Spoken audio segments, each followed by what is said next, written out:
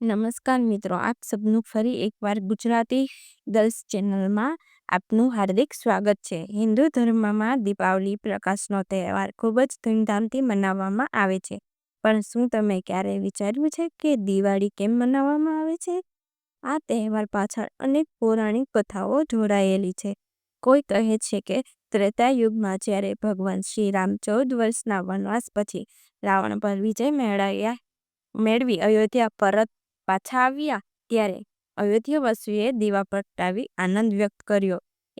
એથી જ આ દીપાવલી પરંપરા શરૂ થઈ.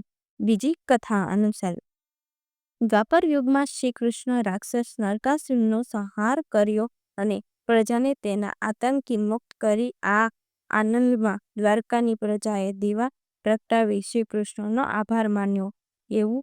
એવું પણ કહેવામાં આવે છે કે સમુદ્ર મંથન દરમિયાન જ્યારે લક્ષ્મી અને ધન્વંતરી દેવ પ્રગટ થયા ત્યારે દેવતાઓએ દીવા પ્રગટાવી આનંદ વ્યક્ત કર્યો અને ત્યારથી દીવાઓનો આ તહેવાર મનાવવામાં આવે છે. પણ મિત્રો, શું તમે જાણો છો કે દિવાળીના દિવસે દરેક ઘરમાં ભગવાન ગણેશ અને દેવી લક્ષ્મીની પૂજા સાથે કેમ કરવામાં આવે છે? ચાલો આની પાછળનું રસપ્રદ કથા જાણીએ.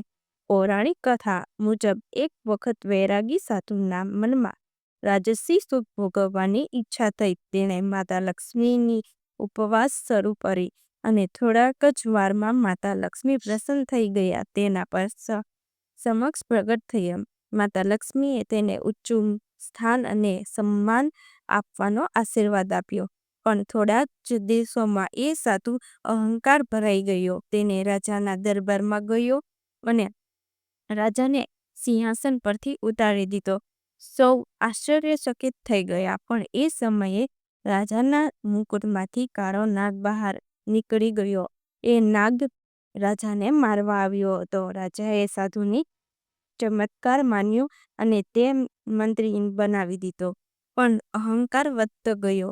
એક દિવસે સાધુને રાજમહેલમાં ગણેશજીની પ્રતિમા દૂર કરવાનો હુકમ આપ્યો, કેમ કે તેને એ પ્રતિમા ગમતી નહોતી. ગણેશજી રોષમાં ભરાઈ ગયા. સાધુની બુદ્ધિ ભ્રષ્ટ થઈ ગઈ.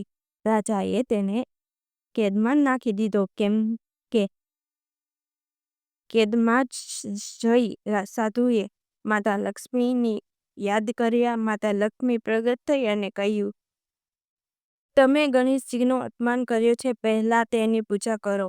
સાધુએ ગણેશજીની આરાધના કરી અને ગણેશજીને પ્રસન્ન કર્યા. પછી ગણેશજી રાજાના સ્વપ્નમાં આવી કહ્યું, આ સાધુને ફરી સન્માન આપો. રાજાએ તેમ જ કર્યું. ત્યારથી દેવી લક્ષ્મી અને ભગવાન ગણેશની એક સાથે પૂજા કરવા લાગી. કારણ કે લક્ષ્મી માતા તો પણ બુદ્ધિ વિના પણ આપણે તેની રોકી શકતા નથી અને બુદ્ધિ દેવતા ગણેશજી છે. તો મિત્રો, આ હતી એક પૌરાણિક કથા જેના કારણે દિવાળીનું દિવસે લક્ષ્મી અને ગણેશજીની એક સાથે પૂજા કરવામાં આવે છે. તમને આપના પરિવારને ગુજરાતી ગર્લ તરફથી દીપાવલીની હાર્દિક શુભકામનાઓ. દરેક દેવ કરે આપના જીવનમાં અંધકાર દૂર થઈ પ્રકાશ અને આનંદ છવાઈ જાય. નમસ્કાર.